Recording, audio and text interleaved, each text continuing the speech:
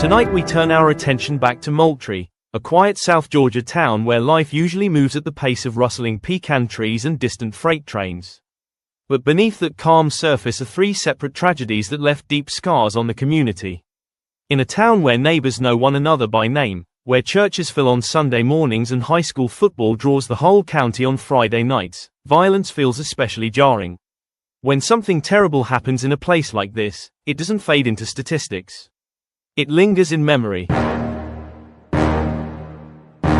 Part 1: The Rossman Dairy Road Murders. In the quiet shadows of Moultrie, Georgia, the Rossman Dairy Road murders shattered a peaceful community, and some secrets were never meant to be buried.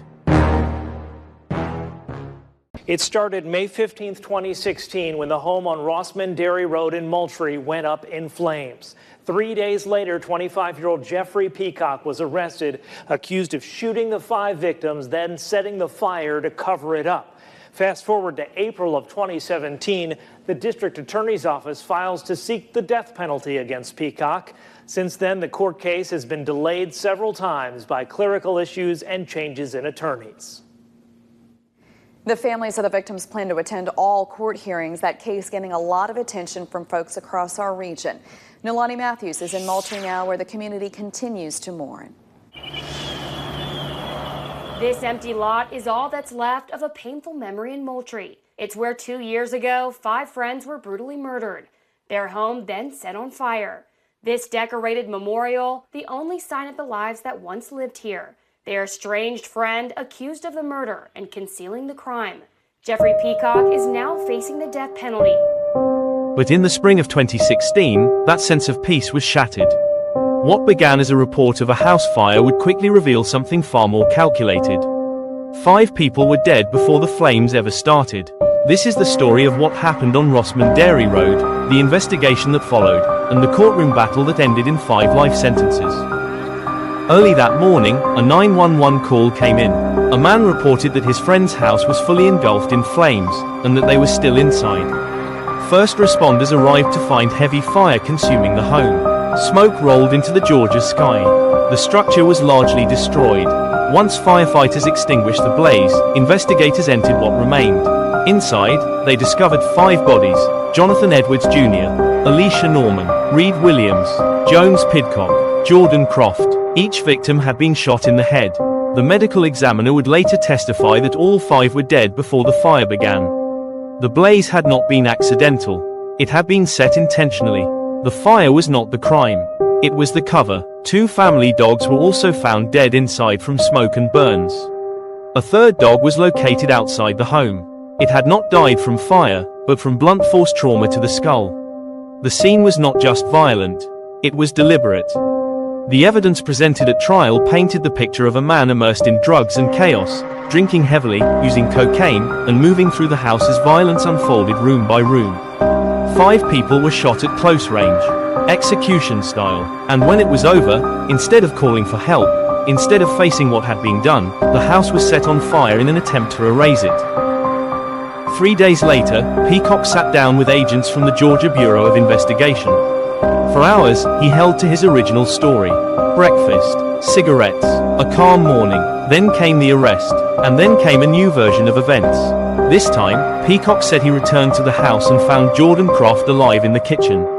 He claimed they drank together, used cocaine.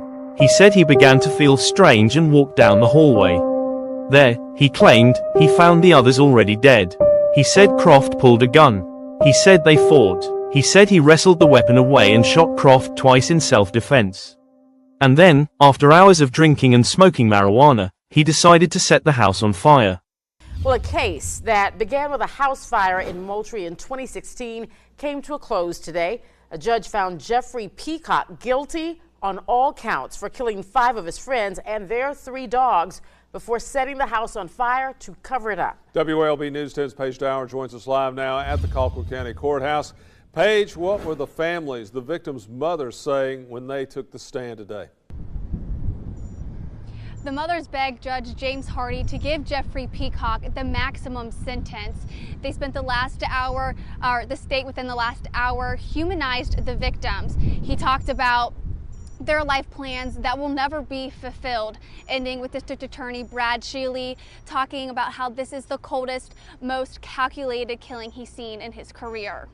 Susan Williams' statement was full of descriptions on how close she was with her only son, Reed, how he showed affection by saying, "I love you more than a fat boy loves cake." She also recalls his Bible that was recovered in the torched house, the same Bible investigators say didn't have any fire damage. The mothers nodded in agreement as Suzanne said they'll never be able to fully recover from this tragedy. Jeffrey Peacock has robbed 5 wonderful young adults of their futures, and we, the families, of the joy and comfort of their presence in our lives. In many ways, we will all be serving lifelong sentences. Shealy also calls upon Judge Hardy to make sure Peacock is, quote, never able to walk these streets again. Ultimately, Peacock is found guilty and will serve multiple consecutive life sentences without the possibility of parole. In Moultrie, the pecan trees still stand in quiet rows, their branches stretching across fields that look peaceful in the fading light. But on Rossman Dairy Road, that calm was shattered in a way the town will never forget. Beneath those same trees, where the air hangs heavy and the nights fall slow, horror took root inside an ordinary home. What happened there was not just violence. It was a rupture in the heart of a small community, a reminder that even in the most tranquil corners of South Georgia, darkness can grow unseen until it erupts without warning. Part 2, the Moultrie McDonald's Massacre. Breaking news, at least 4 people have been killed in shootings in the southern part of the state of Georgia. This happened in the town of Moultrie. County coroner says a man shot and killed 2 women in a home, then went into a McDonald's and killed another woman before taking his own life. The McDonald's murders, a town shaken. On a quiet spring morning in Moultrie, the day began like many before it. Mist rising over pecan groves, the hum of early traffic, and workers preparing for another busy day in this small South Georgia community. But before sunrise on May 4, 2023, something far more frightening was unfolding. At approximately 5:50 a.m., the familiar drive-through line at a McDonald's became part of a tragic story that would ripple through Moultrie's tight-knit neighborhoods. Surveillance footage later reviewed by investigators showed 26-year-old Kentavious White, a local young man, arriving at the restaurant on 1st Avenue Southeast just before dawn. White, who worked at the McDonald's, called the assistant manager, 41-year-old Amia Smith, to the door. Moments later, she was shot dead outside the restaurant. Seconds after that, the footage shows White step inside the building and turn the gun on himself, ending his own life. Yet this was not the first violence of the morning. As law enforcement responded to the restaurant, calls came in from nearby homes on 6th Street Southwest.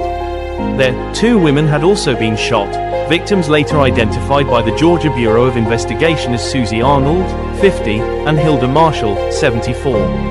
Both women were related to White, his mother and grandmother. Arnold was taken to a nearby hospital where she later died. Marshall was pronounced dead at the scene. Investigators pieced together the timeline.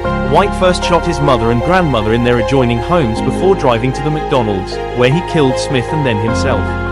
The motive behind the killings remains unclear. Authorities were unable to point to a specific reason for the violence, and as of the latest reports, investigators did not publicly confirm what drove White to commit the acts. For the people of Moultrie, a town known for its slow pace and strong personal connections, the death sent shockwaves. Neighbors struggled to reconcile the everyday familiarity of Main Street with the horror of what happened at dawn. Part 3, Blood on Highway 37, the Jamie Cruz Resendez Family Massacre. The house sat quietly just outside Moultrie, along a stretch of road where pine trees leaned toward the ditch lines and traffic hummed past without much notice. It was the kind of place where school buses groaned to a stop each afternoon and children spilled out with backpacks and homework and stories about their day. On November 8, 2004, that rhythm broke. 3 Resendez children and their cousins stepped off the bus and walked toward the front door. The air felt ordinary, the yard looked the same, nothing warned them. Inside, there was silence. Then there was blood. Jamie Cruz Resendez lay dead. His wife, Tina Resendez, lay nearby. Tina's mother, Betty Watts, had also been shot. The family's housekeeper, Liliana Alegria Aguilar, was dead. And in the house was the smallest victim of all, 3-year-old Juan Carlos. 5 bodies. Execution-style gunshots. A home turned into something unrecognizable. The children ran. Within minutes, deputies from the Colquitt County Sheriff's Department arrived, followed by agents from the Georgia Bureau of Investigation. Yellow tape fluttered in the Georgia wind. Neighbors gathered at a distance. Word spread quickly through Colquitt County. Something terrible had happened on Highway 37. Jamie Resendez, they learned, had been moving marijuana from Texas into Georgia. Shipments had been seized, money had gone missing, and somewhere in that chain was a supplier in Texas demanding repayment. According to later testimony, communication between Jamie and the supplier stopped.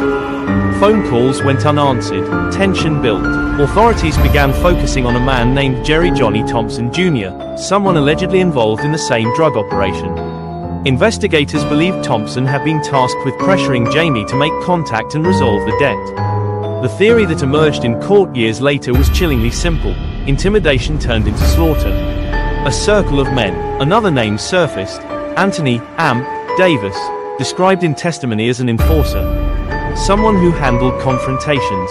And then a third name, Alexander Woods III. According to Thompson's account at trial, he met Davis and Woods at a gas station near the Resendez home on the morning of the murders. The plan, he said, was to scare Jamie, to force a phone call, to send a message, but by the time the sun rose high over the pecan groves, 5 people were dead. Fire in the dark. 2 months after the murders, in January 2005, Anthony "Amp" Davis was found shot to death and burned. His killing remains unsolved. The circle was tightening, but it was also fracturing. Arrests and indictments. In 2006, Thompson was indicted. His girlfriend, Wilma Anna von Stover, was later indicted as well. Years passed. Then, in March 2011, a Colquitt County grand jury indicted Alexander Woods III on 5 counts of malice murder, 5 counts of felony murder, and aggravated assault. By then, nearly 7 years had passed since the children stepped into that house. 3 people were charged in connection with the murders. Jerry Johnny Thompson Jr. pleaded guilty in 2011 to 5 counts of murder and was sentenced to life in prison. He testified that he sent other men to the home to collect money. Alexander Woods III, convicted in May 2013 on all 15 counts, malice murder, felony murder, and aggravated assault, and sentenced to 5 consecutive life sentences. In July 2022, it was reported that Woods was granted a new trial based on appeals regarding his legal representation. Wilma Anna von Stover, charged in 2006 for her alleged participation. So why do crimes like this happen in places like Moultrie? A quiet South Georgia town. Pecan groves. 2-lane highways. Front porches and Friday night lights. No one ever thinks it will happen there. The truth is, violence doesn't choose its setting based on population size or postcard beauty. It follows people, their choices, their secrets, their debts, their desperation. Even in a place like Moultrie, life carries the same tensions found anywhere else in America. And sometimes, those tensions explode. Over time, the intensity of these homicides has faded. The headlines have grown less frequent. The shock has softened into memory, but the past never fully disappears. It lingers in court records, in quiet conversations, in the spaces where something once stood whole. Small towns are not immune. They are simply smaller stages for the same human conflicts. Could it happen again? History teaches us that tragedy is never impossible, only unpredictable. But communities endure, they rebuild. They remember, and long after the sirens fade and the cameras leave, what remains is not just the horror of what happened, but the resilience of the people who stayed. In Moultrie, the fields still grow. The buses still run. The sun still sets over Highway 37. And life, fragile, complicated, and uncertain, goes on until Satan decides to visit Moultrie one more time.